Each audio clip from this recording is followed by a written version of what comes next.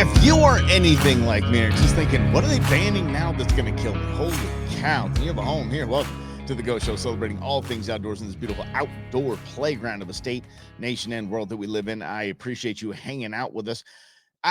Weird news in the outdoor industry. And again, if you're new to the program, we're doing this for about 11 years. Appreciate you hanging out. I'm your host, Mike Russell. And look, we literally celebrate all things outdoors. And there is a new ban on something that is going to impact our world, that impacts our outdoor world. And it's scary as all get out. So I'm glad I got you here. I'm glad I got your attention. This started in surprise, California. I am a California transplant. I passed the test and I escaped. They traded me to Arizona, apparently for a player to be named much later. And so I am here home. This is my home. This has been my home for years and years, over half my life. This has been my home. I love the great state of Arizona, but I was born and raised in Southern California, actually in Orange, California. And I point west all the time and go, because you're a bunch of nerds out there. I have no idea what happened to California. California's been completely off the rails in the last couple decades. I mean, off the rails. So when I hear, California started something that's going to be banned in our outdoor world, I'm like, here we go again. Here we go. It's California being California. California hating on everything. Here's California with their fun gun out there just shooting all the fun out of the sky. I'd say fun gun, but you can't even have a gun in California. I kid, you can. But it's difficult. They made it as hard as possible. I tell you that. Yeah, that whole thou shall not. I'm sorry. The whole shall not be infringed part of the Second Amendment is just lost on the state of California. But California actually got this one right. Yeah, California actually got two things right. Their lead ammo ban, which is totally lame because it's a lot more expensive to do anything. And by the way, lead ammo, lead fishing tackle as well is just banned. That's lame, but every biologist, every conservation biologist I've spoken to said, yeah, it's the right move. Ugh. All right. I hate giving California any props. I hate giving them credit on that one, but you know what? You should probably, as best you can, limit the amount of lead you have. I know. And I'm a bird hunter. Do trust me. I am guilty as anybody of putting more lead onto the ground than you can imagine because I'm a avid bird hunter and not the best shot. Okay. So it's not one shell, one bird every time I'm out there. So I am putting lead on the ground, which by the way, seeps into the ecosystem. It is picked up if let's say that I lose a bird, say I shoot a bird, lose a bird. If there's pellet left in the bird, that is going to go into whatever eats the bird, and ingesting lead in any situation is no bueno. So I understand. So California actually, when they took the step for their lead ammo ban, their lead tackle ban, okay, totally lame. It's going to cost everybody more money, but dang it, it's probably the right move environmentally. Okay. This is the second one that I think they got right.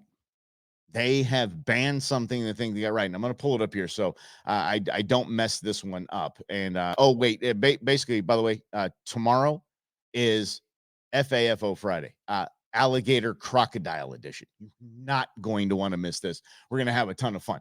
Okay, let's get to this. California has banned this chemical from a variety of outdoor products. Now, the gear makers are scrambling, and they should be scrambling. These are called PFAS chemicals. PFAS. And I'm going to put my glasses on here, and I'm going to explain what this is. Ready for this? Oh, my goodness. PFAS is short. That means the cool kids say it. For perfluoroalkyl, polyfluoral, substances. Yep, just like that. It's pronounced just like that. Literally is. It was originally developed by DuPont in 1938. Now, let's jump in the time machine, shall we? And go all the way back 100 years to the DuPont research and development. And I'm sure they're testing on, I don't know, neighborhood kids. Back in those days, I don't know. It's a chemical. We rubbed it on Billy over here and he didn't die. They had a different set of standards back in 1938. And they developed one of the coolest, neatest chemicals that our outdoor world has ever seen. It is essentially in waterproofing tents, waterproofing clothing, jackets, anything, shoes, boots, anything you think of, it has PFAS in it. So PFAS, check this out, is absolutely, it's terrifying what they found that this stuff does. It causes some serious damage. So this is what we have here. Listen to this. It's a common family of chemicals used in waterproofing, stain resistance, and durability. It's being banned in all textiles and manufacturing in California and soon to be in New York, banned by 2025. So banned by next year. So the outdoor gear companies are just losing their minds right now. And whatever you can get right now, if you're not afraid of a PFAS, go grab it now, because it's going to, this will go nationwide. I can almost assure you it will go nationwide. And here's my example. Have you ever gotten a faucet or a shower head that just like, man, I got water pressure in every other part of my house. Why don't I have it in this part? It's because of a little thing that is mandated in the state of California and I believe New York. It's a water limiter. And it basically, there's not a stream of water coming out of it. It's a stream of bubbles. And it uses less water. Because California mandated that, it's hard to find something without that in every other state. So if PFAS is banned in outdoor gear in California and New York, it's going to go nationwide. So you follow me there? And by the way, if you do, just unscrew the top of the faucet, shower head, whatever it is, the little spout thing right there, and this little plastic piece, and you just pop that sucker right on out of there. Mm-hmm. I'm all about saving water. I am. I'm about conserving water. I truly am. But I am also a fan of water pressure. Call me crazy. All right. These are bad chemicals, this PFAS. And in all of the waterproofing and stain resistant stuff. So just think of, I actually spilled coffee on my shorts the other day. And I got these shorts at Costco. Look, if Costco, Amazon, and Bass Pro doesn't have it, I don't need it or want it. If it spilled on my shorts and it just water right off. I'm like, oh, I just ruined my new shorts. Nope. I was like, wow, that's some stain resistant, water resistant stuff right there. Bet it's got some PFAS in it. This is okay. So let me talk about what these chemicals are. Okay, these chemicals, unique with their carbon and fluoride bonds in their atomic structure. So way nerdy. They are known as forever chemicals because they can't break down like normal chemicals do. They do eventually, but it's a long shelf life. They're called forever chemicals. Buildup of PFAS can lead to cancer, developmental delays in children, and fertility issues. And as of the National Center for Health study in 2012, so this was 12 years ago, it's estimated that 97% of Americans have PFAS in their bloodstream. Yikes. Okay. So where do you go with that? Okay, well, I've already got it in the bloodstream, so it's doing its damage. So whatever, I'm going to have a waterproof jacket. Or do we just jump on board with doing some quick Google search and invest in a company that's developing a new system for waterproofing? Or do we just the FDA and the whatever overseeing body is going to sign off on the new waterproofing? They did that back in 1938 too. Do we just throw our hands in the air and say, well, what are we choosing? Are we choosing convenience and comfort, or are we choosing just to roll the dice? And they are in every dang product, these PFASs. So it not only washes into the environment and with rain and whatever, because this was waterproofing and tents and things. So it gets in the system, like I said, like lead, and it also gets into your skin. Holy cow. Is there anything we can trust anymore? But good for California for I don't know, for banning. I'm not a giant fan of banning much anything, but at least exposing, hey guys, the waterproof jacket that you have, the waterproof tent that you're in, it's got some baddies in it. And I'll tell you the story, just in case Slavo's listening, and you go to slavosalt.com, get 10% off if you use the Go Show code. It's the best there is. By the way, 100% money back guarantee. It's phenomenal. Slavo and I basically are co-owners of my jumping jack. He uses it as much as I do. So I love it. The guy's like a brother to me. He can use it anytime he wants.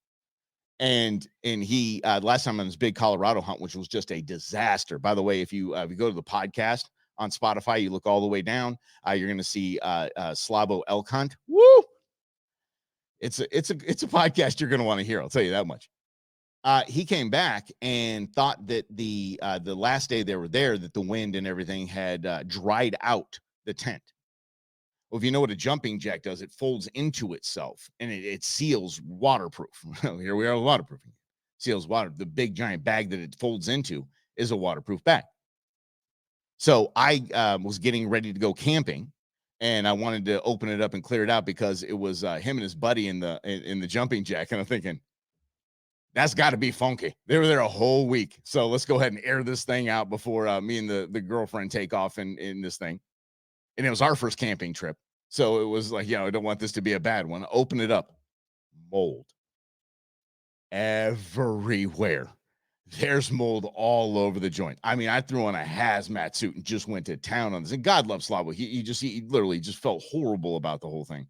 It wasn't like he was like, yeah, who cares? Whatever. It's got some mold in it. No. He knew how serious it was.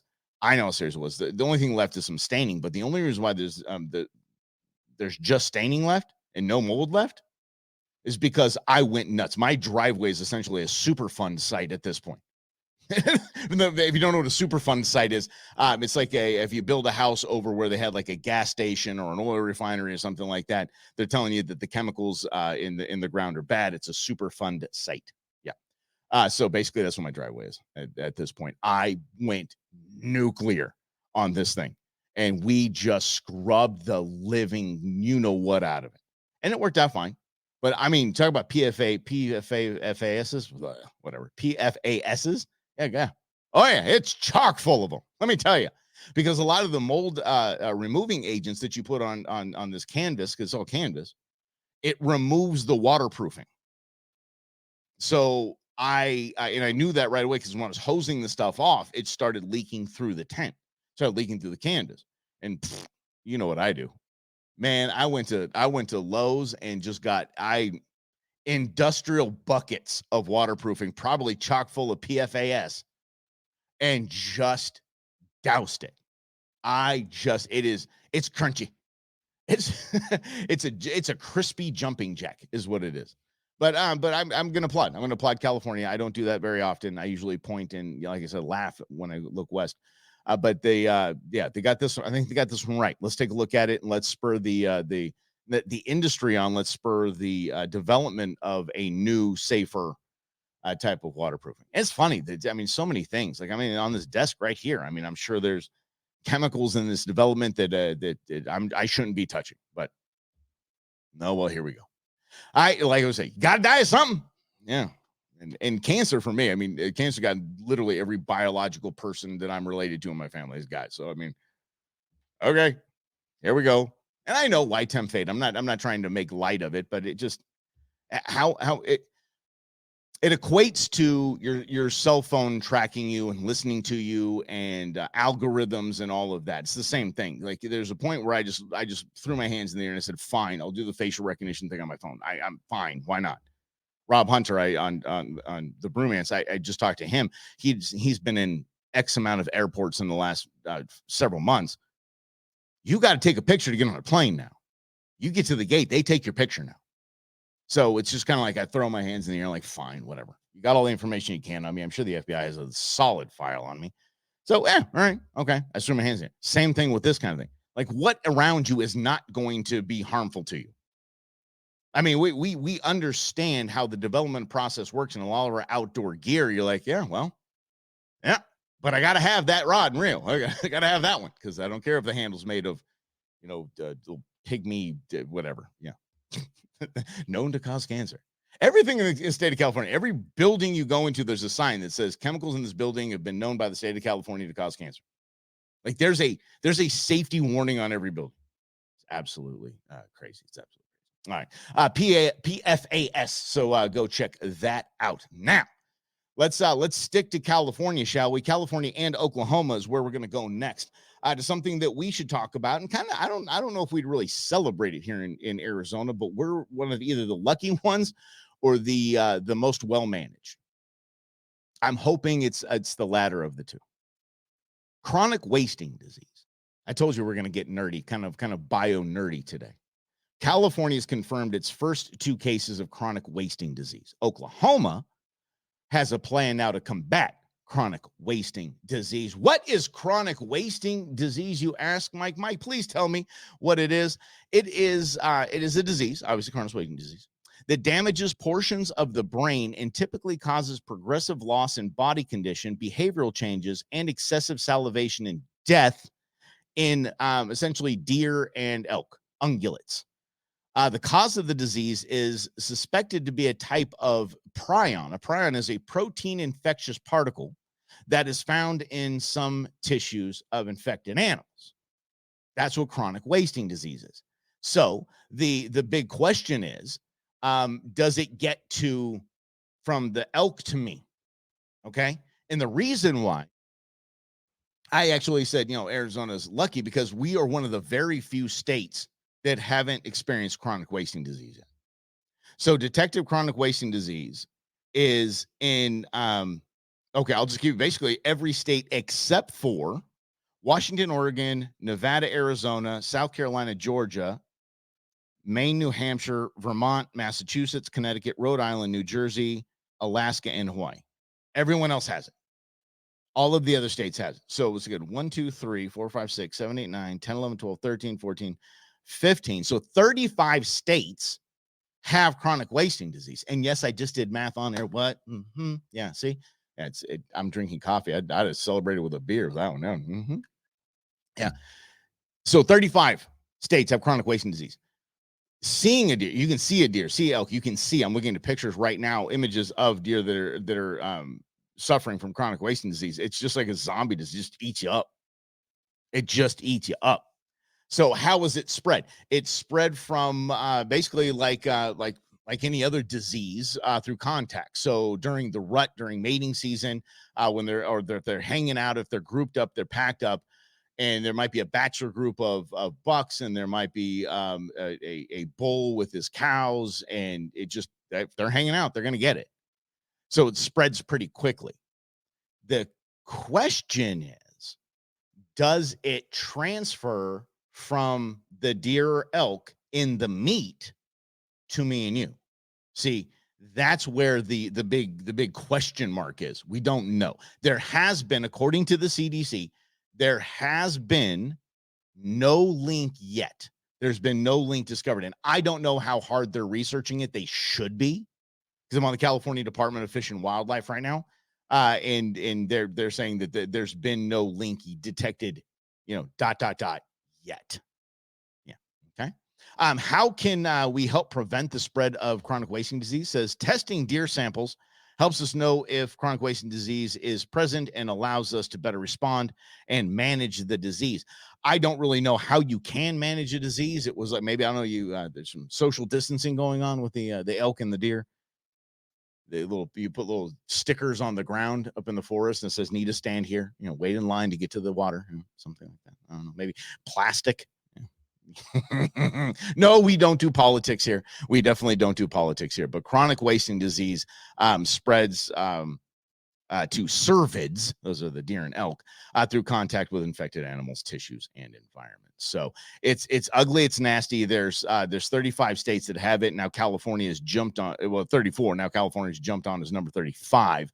Arizona is one of the 15 that haven't dealt with that yet. But I'm telling you, it's in Colorado and New Mexico and California. So essentially, apart from Nevada, we are surrounded by states that have chronic wasting disease. So it's only a matter of time, I think. And maybe I can get a game and fish biologist on here to talk about that. But it's a very big, it's a killer. So it just is sad. Just sad watching an animal go through that and knowing that you can see visually, like, yeah, it's not good. Yeah, and then you get into ethics of culling those populations. What do you do? Do you knock it down if you don't feel safe eating the meat? There's a lot of issues there. And of course, it's California. California blames everybody else. California blames out-of-state hunting and harvest imports. That's what they blame. Yeah. And they passed California Code of Regulations, Title 14, Section 712, covers the importation and hunter harvested deer and elk into California.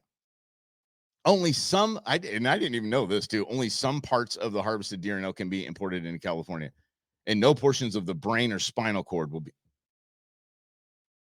Were we trying for brain and spinal? Who had, never mind. No. I just sent my buddy Ron home with some game meat. I hope he didn't get pulled over. What part of the animal is that, sir? Is that brain or spinal cord? I was like, does it look like brain or spinal cord? No, it doesn't. So that is a chronic wasting disease is a very, very big thing. But let's get to, I believe it was Oklahoma. I said, did I say Oklahoma? Survey said Oklahoma. That's right. Oklahoma plans to combat chronic wasting disease by releasing captive bred deer into the wild. Now, it sounds like a decent idea on paper, but there's a lot of holes you can poke on it if you're knee deep in conservation like we are. There's some holes that you can poke in that. Genetic durability is what they're looking for. So what they want is if they flood the population with enough deer that they know don't have chronic wasting disease, can that essentially build up an immunity to the entire population of deer? I don't know. Critics are all over this saying it's moving too far too fast, but and then, by the way, captive deer, how well are they going to do? Captive raised deer, how well are they going to do in the wild? What is that? Just flooding it with a population of deer, what's that going to do to the predator population? What is that going to do to the landscape? What is that going to do to the food sources for the deer that are truly wild? Kevin Stitt, that is the governor of Oklahoma, signed a bill into law that could effectively turn the state into a giant laboratory for chronic wasting disease. Interesting. This is known as the Chronic Wasting Disease Genetic Improvement Act. Yeah. Nope. Chronic Wasting Disease Genetic Improvement Act. Took a minute to come up with that one. It includes provisions that concern conservation groups and wild deer advocates, many of whom called on Stitt to veto the bill after it passed both chambers of the state and legislature last month. They say, so the conservation groups are saying that it puts a risk to their wild deer herds because it's based on emerging science that has so far only been studied in captive deer populations. So I'm actually for it. I'm actually for it. Chronic wasting disease is a big problem. And if a state is going to jump in, like Oklahoma, it's a good, solid, good hunting state. If they're going to try to fix this problem, cool, fix it. Try. That if Arizona becomes one of the 35, becomes the 36th to have chronic wasting disease, we can look at Oklahoma and say, okay, did it work? Whether or not it worked, I don't know if it lowered the prevalence of chronic wasting disease or it didn't. I don't know. But we're going to go ahead and take a look. I applaud states. The cool thing is, and I hope Arizona jumps on this, I've been preaching this for all the years I've been on radio, that if Arizona wants to do something, look to other states to see if they had done it. And it goes basically to any business initiative, anything in your life. You look back, you're like, okay, have we tried this before? Okay, we tried something like this before. Did it work? Did it not work? It didn't work. Okay, why did it not work? Then why are we trying it again? So if we look at Oklahoma and we're like, you knuckleheads, that was an epic fail. Cool. All right. Well, we're just going to check that off the list of ideas. So good on Oklahoma for actually taking a step forward. And I know now with the what we've dealt with here in the state of Arizona with the governor's auction tags or commission auction tags.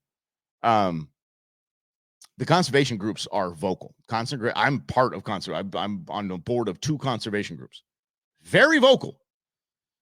So yeah, if Oklahoma's going to take a shot at it, good for them for taking a shot at it, and we'll see what they do. But good for Arizona for not being one of the states that is suffering for chronic wasting disease. It's just an ugly thing. Is it? Look, we hunt, we fish, we don't want to see animals suffer in any way, shape, fashion, or form. If you start hunting with someone that laughs at an animal suffering or just doesn't even care, it's just no big deal to them, pick new people to hunt with. I'm being dead serious.